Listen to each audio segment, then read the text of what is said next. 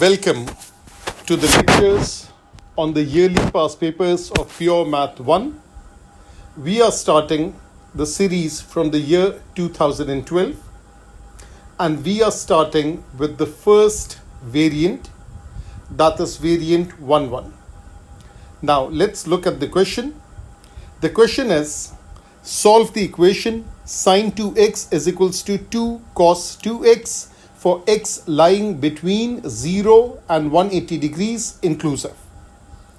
First thing first, whenever you solve a question, first gather your memory, recollect your thoughts, write down the concepts to which this question relates to. First of all, it's a question of trigonometry. Second thing, it's a question of trig equations. The units is degrees. It could have been radians also. That means when I have to solve an equation related to trigonometry, I need some concept of quadrants and of course something to do with the basic angle. What is the definition of basic angle?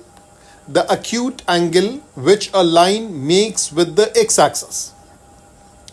Therefore, also remember that tangent x is sin x over cos x. There is x all around, sin x, cos x, tan x. That means if I want to write tangent 2x, that is sin 2x over cos 2x. Now, first of all, in this particular question, is there anything that I can take common? The answer is no. Always look for this hint.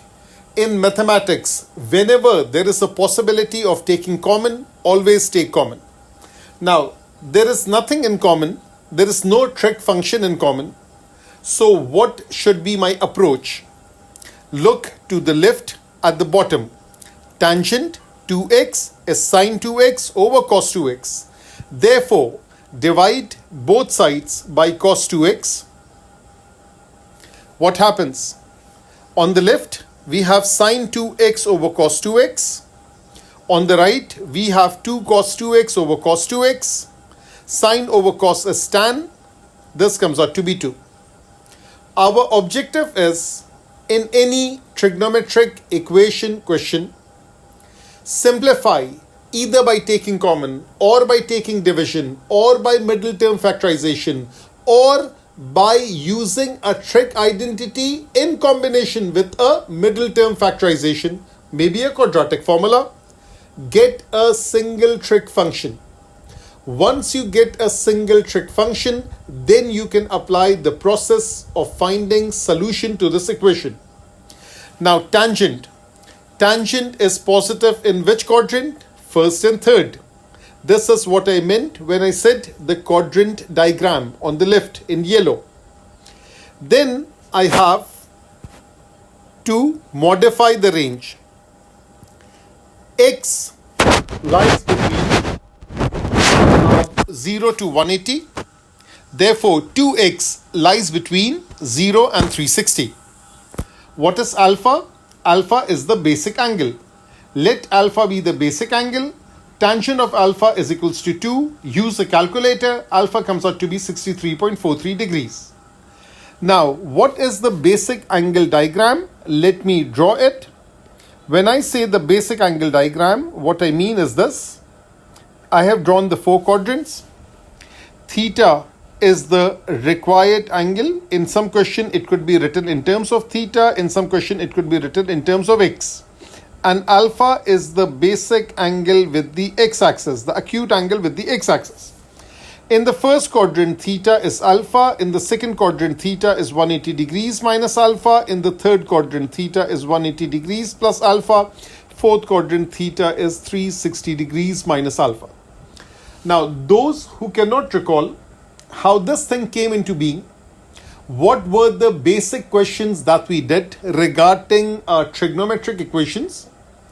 Check the playlist of P1. Check the playlist of AddMath.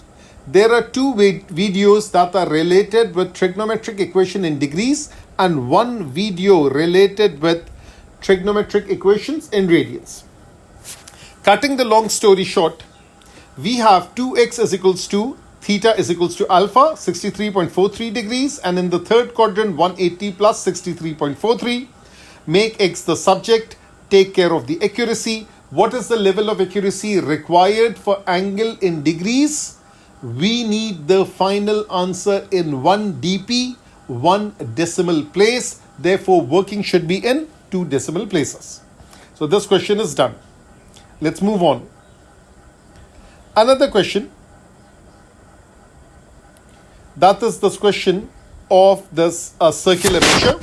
There is a triangle, 2, 2, 2. That means it's an equilateral triangle. All the angles are 60 degrees. And what else do you see? What you see is that you see a sector. The name of the sector is APQ. That means the radius of this sector is AP, the radius is AQ, the radius is AR. Now, right now, I have not shown you the question. That question is, of course, in the past papers. That's also on the next page in this video. But I want to focus on one thing. Sometimes a picture says it all. You look at the diagram and you know what it's going to talk about. Of course, it's going to talk about the shaded region. Either it would be asking the perimeter of the shaded region, or it would be asking the area of the shaded region. Let's have a look. It's an equilateral triangle. Now what I can do is that I drew a vertical line. This vertical line is actually the perpendicular bisector of BC.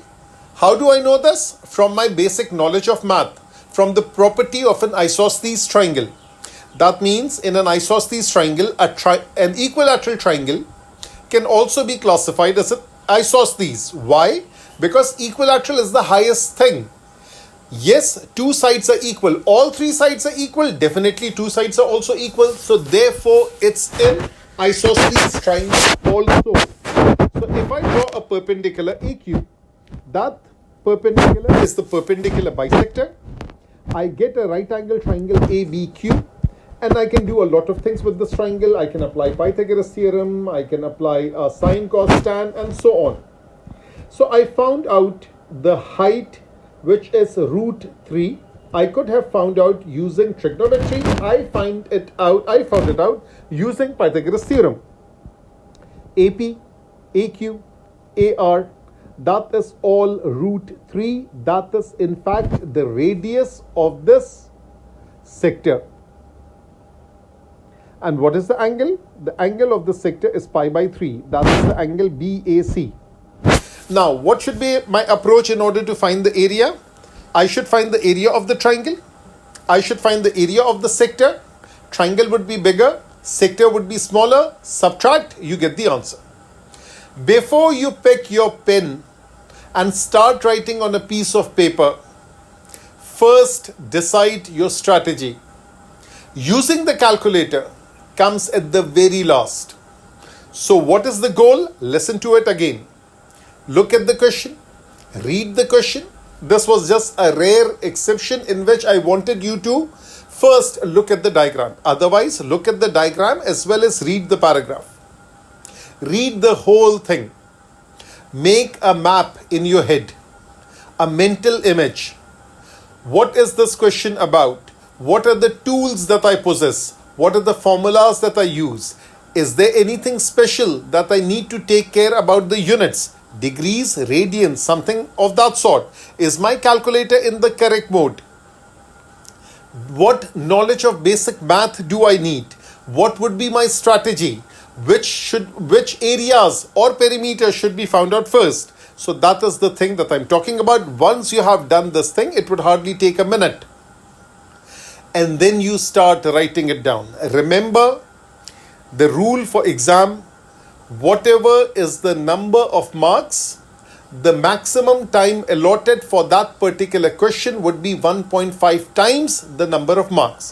For example, if it's a 5-mark question, 7.5 minutes is the maximum time that you can do it in. With perfect practice, with perfect clarity of mind, our objective should be number of marks should equal the number of minutes. That should be the height of perfection. Now let's move on.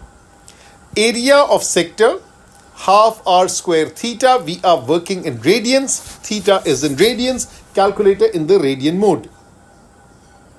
Some things can be solved neatly, and premature approximation is something that should be avoided. So I wrote the answer as pi by 2. Area of triangle, that's one big triangle, which h is the height and the base is BC. Half into base into height, that comes out to be 3. So therefore, area of the shaded region is root 3 minus pi by 2. Now it depends on the examiner. The P1 examiner likes the candidates to work in exact values a lot. Of course, calculator is also part of the game. But let's look at what the question was. The question was, find the total area of the shaded regions and giving your answer in terms of pi and root 3, and that is exactly what we did. Now, a lot of you, they ask this question. If they would have simply stated this thing and they would have omitted the last phrase, giving your answer in terms of pi and root 3, what should be done? Always take the benefit of doubt. Work in exact fractions, work in surd form, work in terms of pi. This is still the knowledge of P1. Listen to it again. Surd form, fractions, pi. These are exact form. Exact form means you're not using the calculator. So work in this form. Leave the answer in this form. Take the benefit of doubt. The examiner will be more than happy to look at the answer in the exact form. Now let's move on. Another question. You people asked another question. Yes, let's look at question 5. The diagram shows the curve y is equals to 7 root x and the line y is equals to 6x plus k, where k is a constant. The curve and the line intersect at the point A and B. For the case where k is equals to 2, find the coordinates of A and B.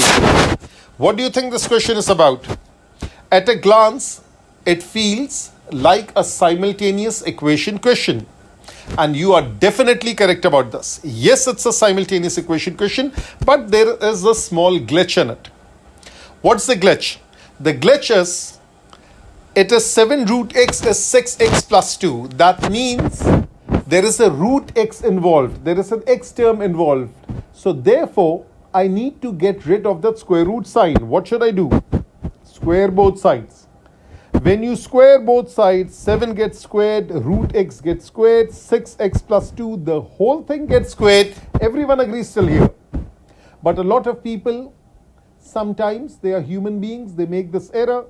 6x plus 2 whole square, instead of getting 3 terms according to the rule of binomial, they end up with 2 terms, which is wrong. So this is a square plus 2ab plus b square. Simplify and get the answer. Now I have written this thing as method 1. That means there should be a method 2 also. Let's look at method 2. Method 2 is also part of your syllabus and you have studied it, and that is called the disguised quadratic equation. Recall, what's a disguised quadratic equation? An equation in which the highest power of x and the second highest power of x are in the ratio 2:1. That's what a quadratic is. Ax square plus bx plus c. There is an x square term, there is an x power 1 term. 2:1. Is this a disguised quadratic? Yes. One power, the power of x is 1, the power of the other x is half, 1:2. That means we make a substitution. Let m is equals to root x, m square is equals to x. Now it has become a beautiful quadratic equation. Most probably middle term factorization would work. You solve this equation. You find 2 different values of m, but our objective is to find x. So m is half, m is 2/3. Therefore, m is root x is half, x is 1/4. Root x is 2/3, x is 4/9. This is x. And are they only asking us for the x coordinates? Yes, they are. If they were to ask us for y coordinate, plug the value of x in any one of the 2 equations. Now this thing is done. That was method 1. This is method 2. Now what does it say in second part? Find the value of k for which the line is a tangent to the curve. line tangent to the curve. Now this diagram is not valid because it's a tangent. That was obvious. Y is tangent to the curve. Now this is a concept of quadratic equations. Now students, remember this thing. The examiner will not give subheading of every question. We all know that. The examiner is not bound by any law that one particular question would be related with one particular topic. It could be a combination of trigonometry with coordinate geometry. It could be a combination of quadratics with differentiation. It could be a lot of combinations are possible. Binomial with integration. Okay? Well, the examiner has not yet tried it. I hope the examiner listened to these words and then try it out. So therefore, 49x is 6x plus k whole square. Expand this equation, get a quadratic, and then you know what to do. Tangent meeting at one point, b square minus 4ac is equal to 0. Now this is one particular approach of this question. Again, whenever there is a possibility, wherever there is a possibility, I'll always show you a second method, because it's of course beneficial to know more than one method. It will broaden your horizon, and when an exam question comes, math is all about logic. You can try it out with different perspectives. The second method is, now in this question, I'll treat it as it is. And the question, sorry, I just went a bit fast. This is the question. And b square minus 4ac is equal to 0. This is the working of the previous one. And I did not solve it because it was taking too much time, and I know that you people are good in calculations, so you can handle it yourself. What is the alternative way? The alternative way is write the question, work in small numbers. It was already a disguised quadratic equation. Now this method is only for those who can realize this, who can understand the concept. Yes, that it was a quadratic equation, but a different sort. So the coefficient of x is actually the coefficient of x square. The coefficient of root x is like the coefficient of x. So therefore a is 6, b is minus 7, c is k, and then apply the concept b square minus 4ac is equal to 0. Now the concept of tangent, what does it mean? Can it be linked to differentiation? Yes. Differentiation is the name of the chapter that is about gradient of tangents and gradient of normals and much more. So y is equals to 6x plus k, y is equals to 7 root x. If I differentiate y, I get y prime as 6. Of course, I can also compare it with y is equals to mx plus c. Therefore, m is 6. Y is equals to 7 root x, derivative is 7 over 2 root x. Compare the two. What will I find? I'll find the value of x. I'll plug in the one of the equation, and that one has to be the curve equation. That comes out to be 49 over 12. So I got x, I got y, and now plug both of them in the y equation. So y is equals to 6x plus k, plug it all in, and you will find the value of k. I'm not saying that the last method is the easiest. In fact, it is a bit tedious. The easy method, which of course will pop in a lot of people's mind, that would be the quadratic concept. And with that quadratic, there were two options: expand, get a proper quadratic and work it out, or work in disguised quadratic equation. And the third method is that of differentiation. Now let's look at an AP GP question. Let me remind you, what was AP? P stands for progression. A stands for arithmetic. Arithmetic progression, a progression in which there is a constant difference between each consecutive term. Remember the terminology. A is the first term, n is the number of terms, d is the common difference, d is second term minus the first term. There was a formula for Tn. any particular term, there were two formulas for Sn, sum of n terms. Now let's read the question. The first two terms of an AP are such and such. Show that the sum of the first 10 terms can be expressed in this form where A and B are constants to be found. Now when I start with this, it's a combination of trigonometry and AP. A wonderful combination. T1 is 1, T2 is cos square x. Common difference is T2 minus T1. Sum of n terms, n divided by 2, 2a plus n minus 1 into d. Done. Plug things where they belong. 2 into 1, 9 into cos square x. Now it's up to your trigonometry, how good you are at it. When I simplify, this is what I get. Simplify on the inside comfortably, then multiply with the outside. This is in terms of cos square x, but the examiner is asking in terms of sin square x. Sin squared plus cos square equals to 1. Sometimes you make sin square the subject, which is 1 minus cos square. Sometimes you make cos square the subject, which is 1 minus sin square. So replace it. That's it. That was the whole game of this question. And then you get the answer.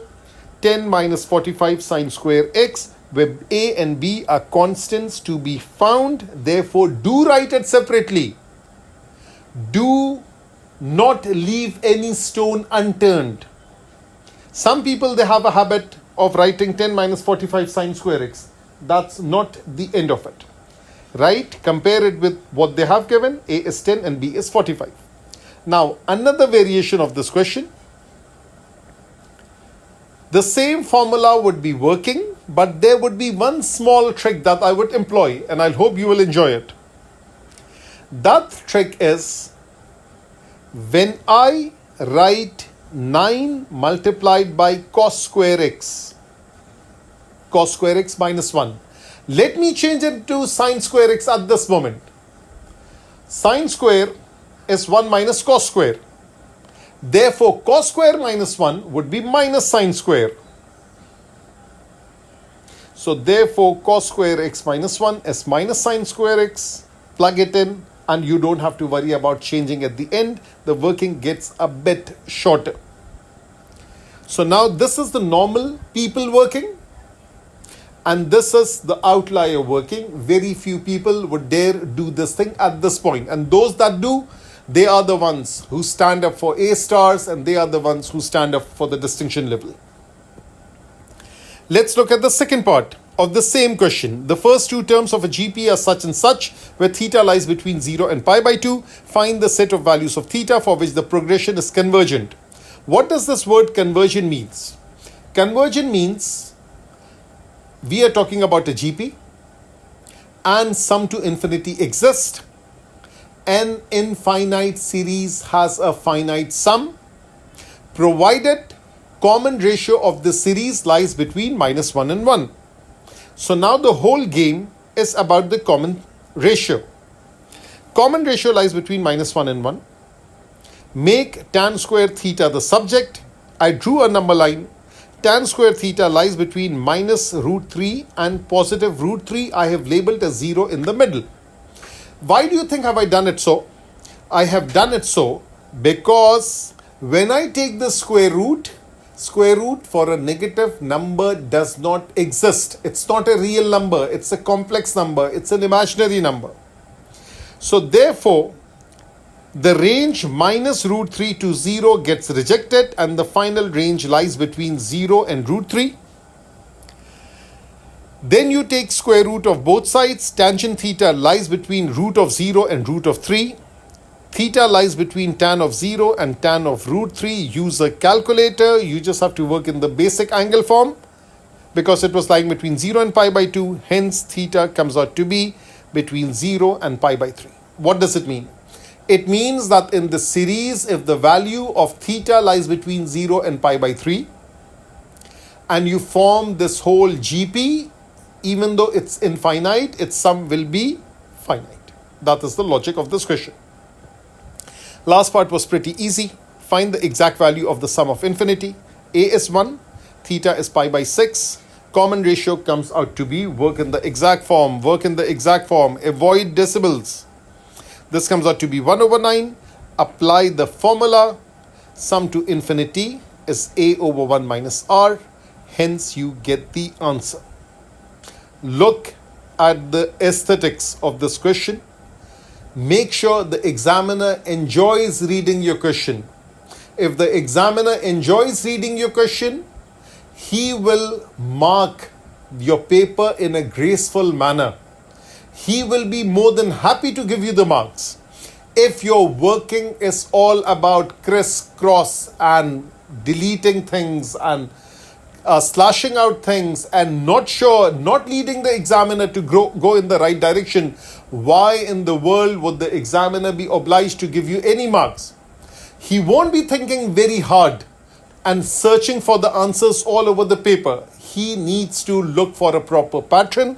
If you are unsure about it, read the examiner report. Now, question 8 is not asked for. Question 9, a coordinate geometry question. A is this, C is this. You find the midpoint. You find the gradient. We are looking for the perpendicular bisector. Equation of perpendicular bisector, y minus y1 is equals to mx minus x1. You write the answer. As such, you don't need to expand it unless the examiner asks in a particular format. It meets the x-axis at B. Y coordinate is 0. You find the value of B. Show that AB is perpendicular to BC. Very simple. Find the gradient of AB. Find the gradient of BC. Now look at my habit. I have a habit of writing the coordinates at the top. I just don't look at the question all the way at the top. I write that coordinate right over there. Find the gradient, multiply it out. If it gives you -1, that means they are perpendicular. The last part of this question, given that ABCD is a square, find the coordinates of D and the length of AD. Square, rectangle, rhombus, parallelogram are technically all parallelogram. The diagonals have the same midpoint. So midpoint of AC should be the same thing as midpoint of BD. Remember, I calculated the midpoint of AC, but I'm not using it. I'm using the original AC coordinate. I'm using the original B coordinate. D is unknown. So easy to work with because the 2 and the 2 cancels out. Look at the beauty of math. Understand, enjoy. Only then your questions would come naturally to you. And then find the distance between the 2 points. Find the distance AD. Question 10 is not asked for. Question 11, the last question of this paper. The first thing was, show that the equation can be written in this form. Something in O-level math that you have learned. Something in algebra, algebraic manipulation, making something the subject of the equation. Examiner wants you to understand O-level math all over again. So don't be offended by it. And then on the next page, what is it asking? Let's see. Let me shade it. This is 2. How did I get 2? When x is equals to 0, y is equals to 2. Now, the examiner could ask me the area of this shaded region. The examiner could ask me the volume. Let's look at it. Find the integral, find the area of the shaded region. Now, the examiner has asked both. First one is basic integration between the limits 1 and 2. When there is too many minus signs, you can take the minus common and remember the golden property, flip the inequality. Flip the limits. So I remove the minus sign and 1 goes up, 2 goes down. Without even using a calculator, you get the answer as a beautiful 1 square unit. What's the second part? The shaded region is rotated 360 degrees about the y-axis. Find the exact value of the volume of revolution. What is the formula for the volume of revolution? Before that, let me expand this for some reason. A minus b whole square, that's a square minus 2ab plus b square. And let me simplify it. And this I'll be needing it for the second part. Volume is pi square the function I forgot to write the square. Let me pause and write it over here so that no one else makes a mistake. Square the function, plug in the limits. The limits, since it's about the y-axis, the limits are on the y-axis, and don't forget to write a pi. I have already squared the expression. Take it all up and then integrate. I think I did I tried to skip a step, which I did successfully, but for students, I think do not skip that step. Which step am I talking about? I am talking about this step. Write this thing as pi 1 to 2, 16y minus 4 minus 8y minus 2 plus 1 dy. Write this step and then integrate. Because you won't save much paper and you won't save much time by skipping on one step. Yes, what you can lose is a few marks out of it. So it's better to show every single step to the examiner. That finishes this paper. In the next video, we would be moving to the second variant of the same year, 2012, variant 1-2. Understand this concept once thoroughly. Go through every question, try it out yourself, and I hope you enjoyed this lecture. Take care.